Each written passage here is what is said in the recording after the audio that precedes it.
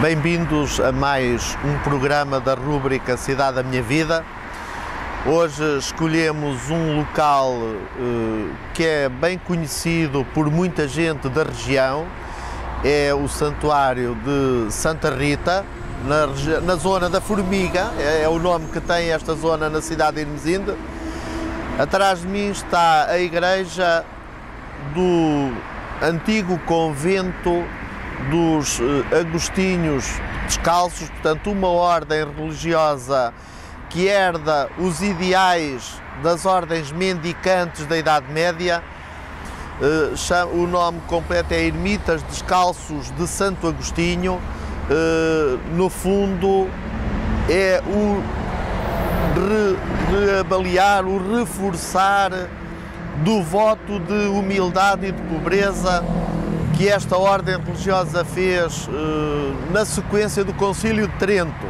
Recordo aqui aos espectadores que o Concílio de Trento reuniu-se no século XVI, na primeira metade do século XVI, com o objetivo de responder e reagir à reforma protestante. A Igreja Católica sentiu necessidade de fazer uma reflexão e de mudar algumas coisas que considerava não estarem muito certas, dando assim alguma razão aos protestantes. Esta igreja, a primeira pedra foi lançada no dia 12 de outubro de 1749. Tratava-se de uma propriedade que pertencia a Francisco Guimarães e a sua esposa Francisca Silva, que fizeram uma doação a esta congregação dos Agostinhos com a condição de serem sepultados no convento, na igreja do convento, e de serem celebradas 2 missas por dia enquanto o mundo fosse mundo, até, portanto, ao fim dos tempos, 2 missas por dia por alma dos doadores.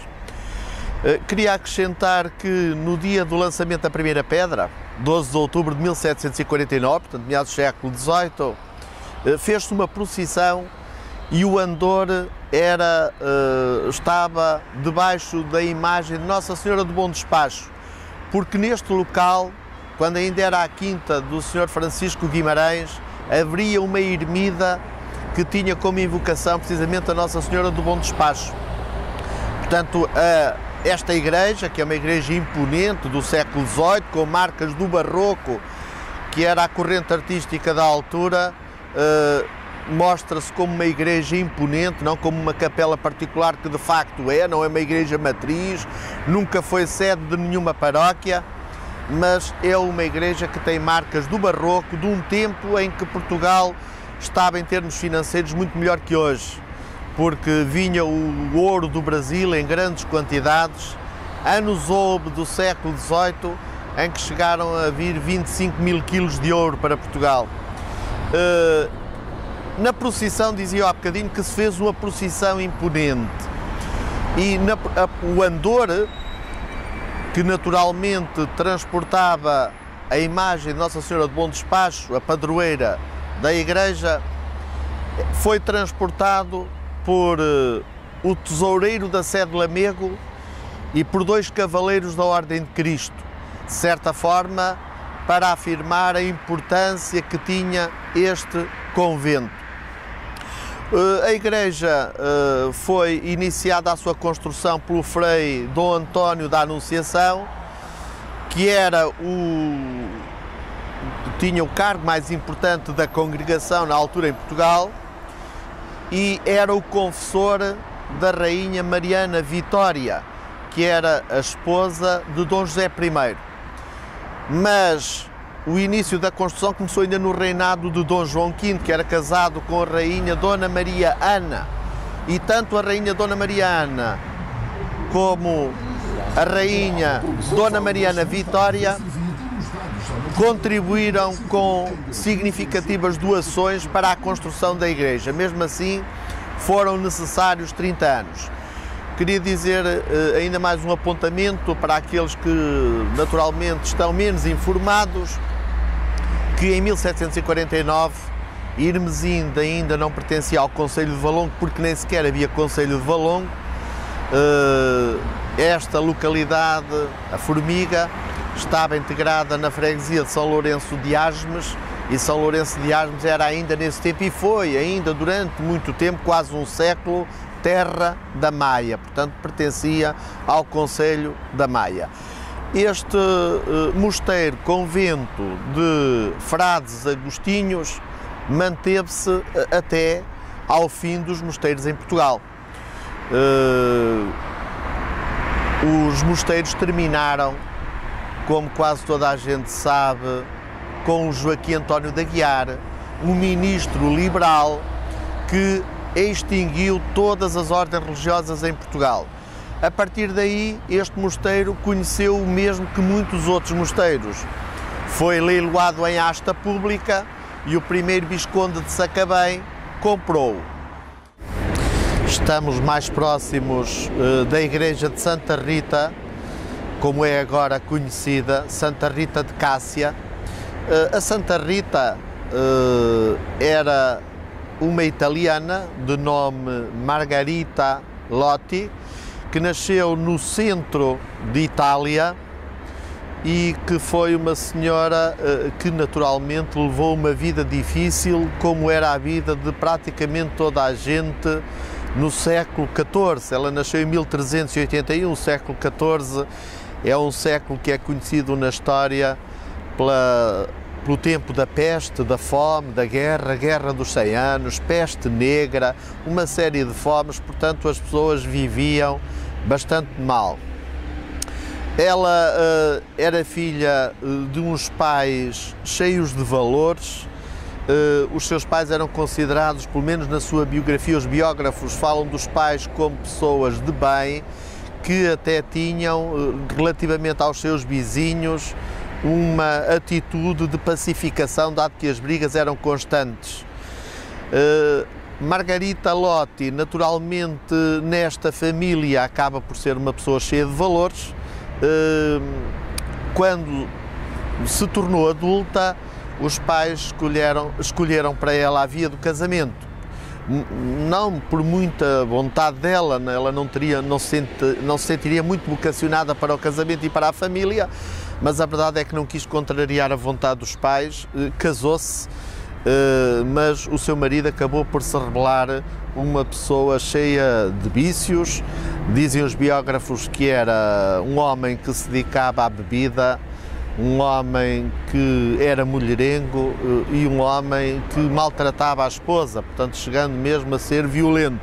No entanto, Santa Rita aceitou sempre essa vida como certamente uma fase para a sua canonização, como um tempo de sacrifício, entendendo que a fase da vida terrena é efêmera, é temporária, a que é eterna é a vida para além da morte, e portanto aceitou esses sacrifícios sempre de boa vontade. Certamente por isso é que ela é santa.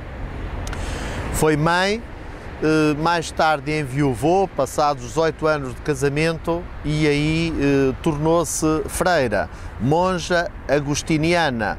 Por isso os agostinhos, o convento dos agostinhos aqui de São Lourenço de Asmes, resolveu implementar o culto a Santa Rita praticamente desde o início. E hoje, como nós sabemos, a Santa Rita, que é a padroeira das causas impossíveis, tem efetivamente um conjunto de crentes que recorrem a ela quando a sua vida, ou dos familiares e amigos, passa por momentos de grandes dificuldades. E é por isso também que num raio de 30 a 40 km daqui, nós vemos quase todos os dias dirigirem-se peregrinos para esta igreja, que vêm naturalmente agradecer à Santa Rita aquilo que ela conseguiu, as graças que conseguiu através da sua intermediação junto de Deus, para que as pessoas consigam ultrapassar algumas dificuldades. A Santa Rita de Cássia é uma santa católica que no mundo católico tem muita gente que a adora quase, entre aspas, que a diviniza, que lhe faz culto, sendo até a Santa Rita de Cássia a santa que tem a maior imagem do mundo católico. No município de Rio Grande do Norte, no Brasil, existe desde 2010, se não estou errado, uma imagem de 56 metros de altura. Portanto, é das maiores imagens, e no que respeita à iconografia católica, às imagens de santos católicos e santas, a Santa Rita de Cássia é efetivamente aquela que neste momento tem a imagem maior. Aproveito também, já que estou aqui, para fazer referência às guerras liberais. As guerras liberais, praticamente desde a implantação do liberalismo em Portugal, Revolução do Porto de 24 de agosto de 1820 até 1851, pelo menos naqueles 30 anos, houve uma série de conflitualidade, mas o momento em que o conflito foi mais evidente, mais sistemático e permanente, foi a Guerra Civil, que durou de 1832 a 1834. E que também é conhecida na história por Cerco do Porto. Ora, durante esse período, o Cerco do Porto, temos dois irmãos que se confrontam e que têm os seus exércitos, o Dom Miguel e o Dom Pedro. O Dom Pedro pelo lado dos liberais, o Dom Miguel pelo lado dos absolutistas. O Dom Miguel chega a Portugal em 1828 e, depois de ter prometido outras coisas ao irmão, designadamente jurar a Carta Constitucional, ele chega a Portugal e faz-se proclamar rei à moda absoluta. E, portanto, o liberalismo fica naturalmente na gaveta.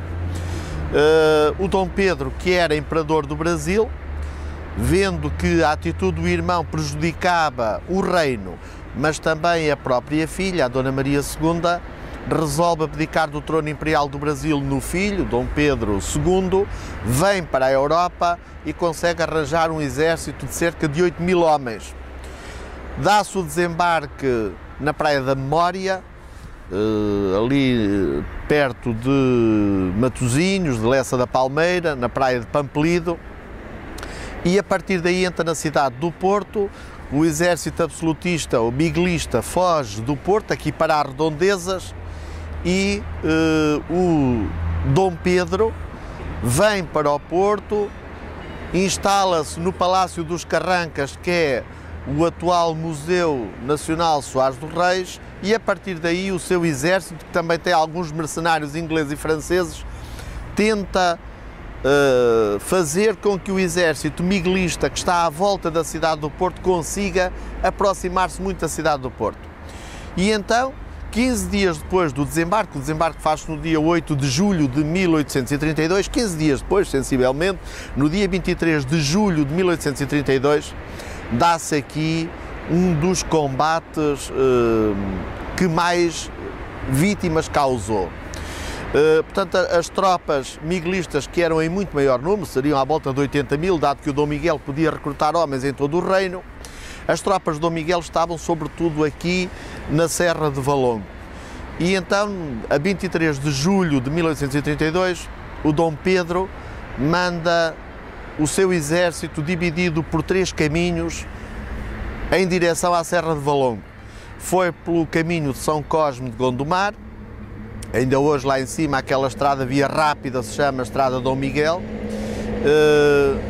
mandou outros por Rio Tinto, a caminho de Valongo pela Estrada Nacional 15, e enviou outro grupo aqui pela Estrada da Formiga em direção ao Valongo.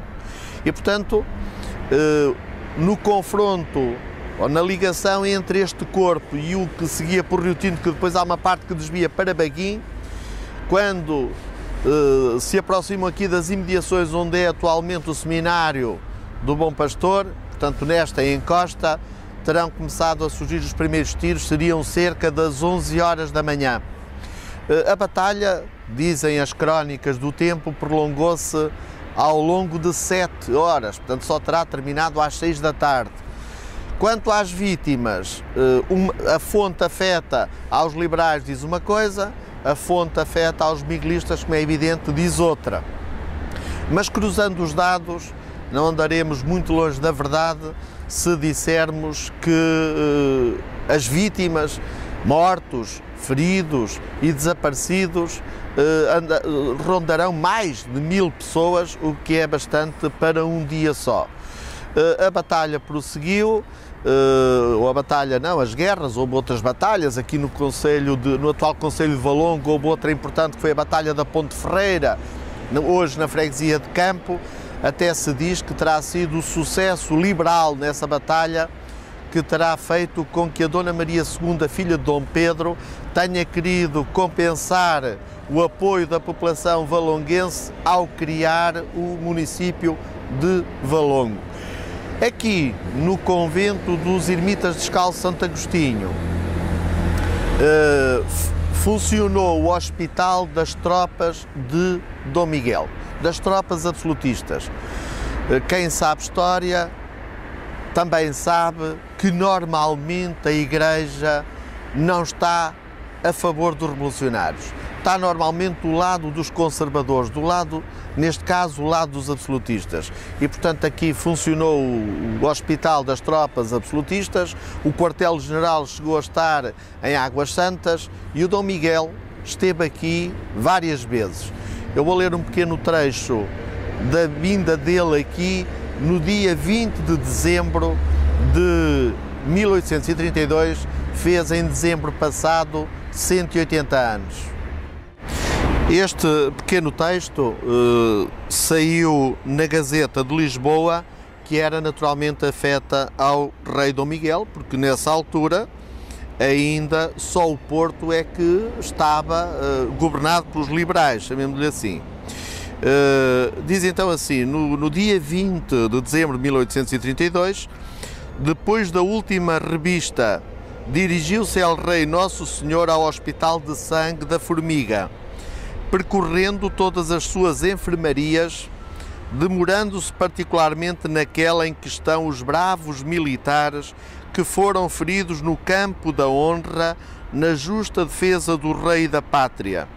É impossível explicar as demonstrações de benignidade e de afeto que El Rei Nosso Senhor prodigalizou àqueles seus leais vassalos, como também se não pode pintar a emoção que neles e em todos os circunstantes causou aquela cena verdadeiramente interessante e patética. Depois de haver Sua Majestade assim penhorado dos mais vivos sentimentos de gratidão e contentamento daqueles fiéis guerreiros, seus defensores, passou à enfermaria onde se curam os prisioneiros rebeldes que se acham feridos e, patenteando toda a grandeza do seu ânimo verdadeiramente real e da sua piedade e clemência verdadeiramente cristã, tratou com a mesma bondade e carinho aqueles seus inimigos que tinham vindo armados a este reino com o sacrílego fim de atacar os direitos da sua incontestável legitimidade. É escusado referir a sensação que em todos produziu espetáculo tão tocante. Concluído este ato, tomou El Rei Nosso Senhor em direitura o caminho de Braga. Portanto, fala-se aqui da vinda, concretamente no dia 20 de dezembro do Dom Miguel, da forma como tratou também aqueles que seriam os seus inimigos. O certo é que no adro desta igreja e o adro desta igreja naquela altura ocuparia aquela parte que hoje é faixa de rodagem da Avenida Duarte Pacheco, fez-se uma vala comum e enterraram-se centenas ou milhares de combatentes, uns que morreram no hospital, não conseguiram recuperar dos ferimentos sofridos, outros que morreram no campo de batalha.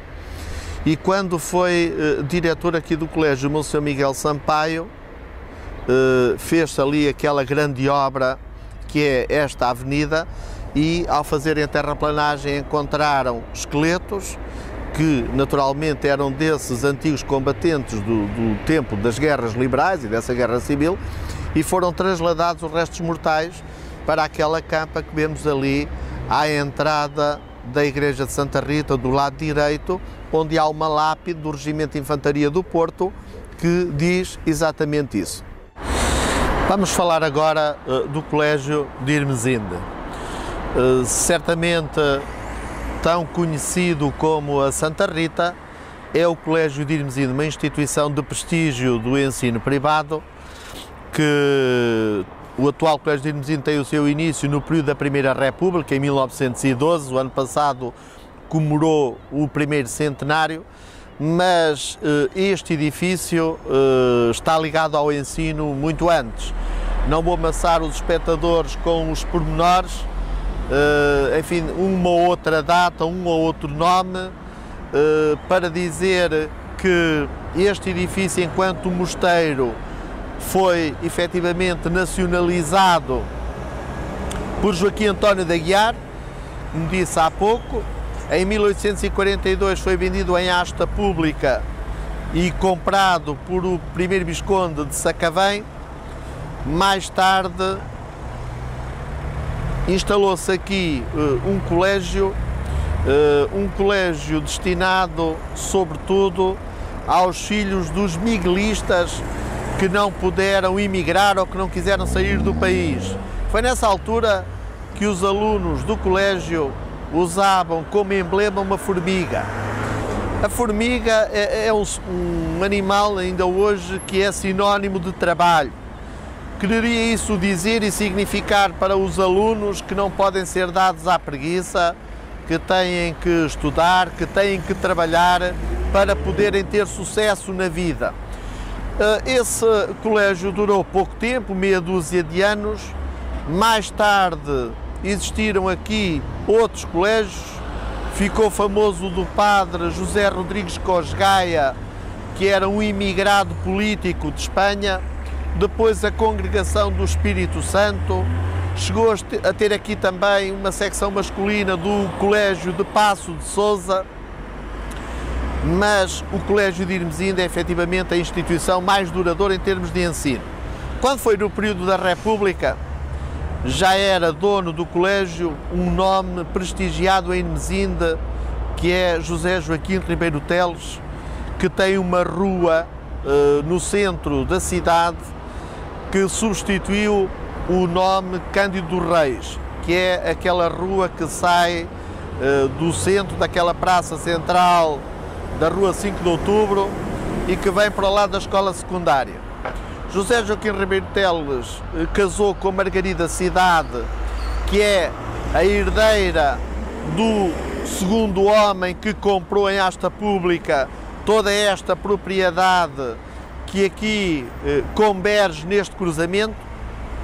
E José Joaquim Ribeiro Teles, como morreu sem filhos, resolveu deixar esta propriedade ao seu amigo Dr. António Castro Meireles. Ele foi um dos primeiros diretores do colégio, no ano letivo 1913-1914.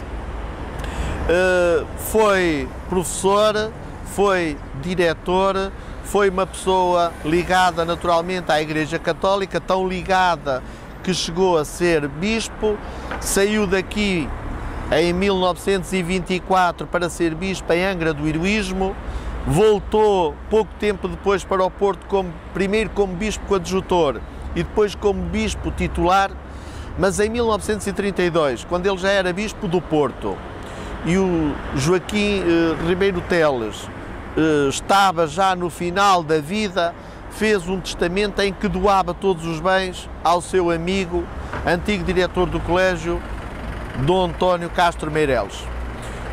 A ele, não à diocese. Mais tarde o bispo é que resolveu doar estes bens à Igreja, porque uma coisa é o bispo, outra coisa é a Igreja. Portanto, durante alguns anos, aqueles que vão de 1933 a 1941, isto pertenceu a Dom António Castro Meireles, que também tem uma rua em Irmesinde, no centro, que liga à Igreja à Rua 5 de Outubro. E que tem outra que começa aqui, que vai ali para o lado do Baguinho. Mais tarde, a partir então de 1941, com a doação de todos estes bens à Diocese do Porto, voltou à Igreja aquilo que tinha sido da Igreja. Já agora é importante fazer a distinção, uma coisa é o clero regular, outra coisa é o clero secular. Primeiro isto pertenceu ao clero regular, aos monges agostinhos, depois pertenceu ao clero secular, à Diocese do Porto.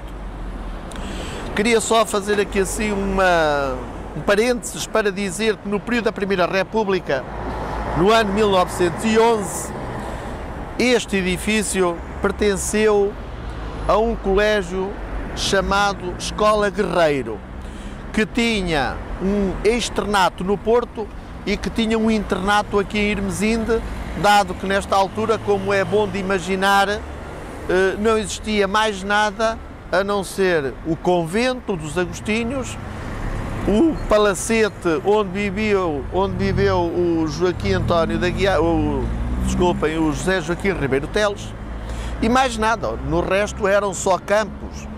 Por isso, os miúdos tinham aqui condições excelentes para o internato, para estar em contacto com a natureza. Eu recordo alguns anúncios que vi deste colégio na imprensa de Lisboa, onde se dizia que efetivamente os alunos aqui tinham excelentes condições, mesmo estando em regime de internato, para poderem formar-se como homens em todos os aspectos, no aspecto físico, no aspecto intelectual. Posso dizer também, a título de curiosidade, que naquela altura, sobretudo na primavera e no verão, era frequente os alunos irem com os seus prefeitos até ao Rio Lessa, onde tomavam banho, porque o Rio Lessa naquela altura era um rio completamente despoluído, imagens idílicas, como já falei num programa aqui há tempos. Deixem-me só, para terminar, referir mais dois nomes importantes de diretores deste colégio. Monsenhor Miguel Sampaio, que fez uma importante reforma estrutural no edifício do colégio, acrescentando uma parte até para internato, mas também algumas obras na igreja, e o atual diretor, o cônego Monsenhor Sebastião Brás, que era sobrinho e afilhado de um bispo famosíssimo, que foi o Dom Sebastião Rezende, que foi bispo da Beira, em Moçambique, e que foi uma das vozes que mais se levantou contra a ditadura salazarista e um dos homens que mais intervenções fez no Concílio Vaticano II, que terá sido o último concílio a fazer uma importante reforma na Igreja. O atual diretor também tem feito tudo pela manutenção da Igreja, do colégio e do seu crescimento. Portanto, recapitulando, o Colégio de Irmesinde fez muito pela elite aqui da região norte do país, porque há registros de alunos que aqui foram internados, que foram alunos internos deste colégio e que vinham desde a Cova da Beira, Trás-os-Montes, do Minho, um pouco por todo o país. Portanto, este colégio está para a região norte, quase como o Colégio Nuno Álvares está para a região centro do país.